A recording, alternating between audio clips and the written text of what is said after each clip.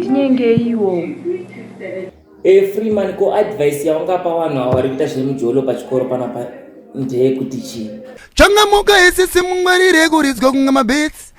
Ukangotamba nevakomana vedripi vasinga kurore ndivava. Isusu atibudzi kunzi akandika nenge nekuti tinoirovera musingi yesu varidzi vekutasariri kubva taisiya taidzora nemugavazi havasi kupivazi munhau dzesexi pamwe nemadrugs tibva wozviziva kubva nhasi. Good morning class. Sister nyari nemi mukoma ndikumbira wambotitira munamato.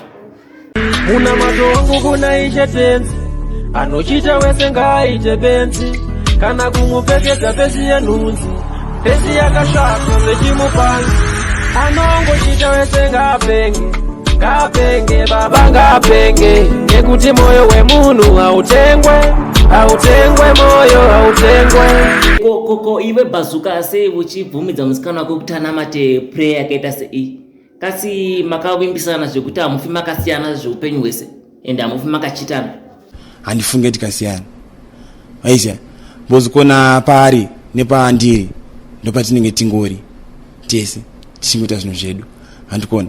Saka ende ndikakutaura kuti patiri zveso so far tinenge tatone 6 years tiri tese. Handikona. Saka zvinhu zvotondoradza taiwa tichangoramba tiri tese.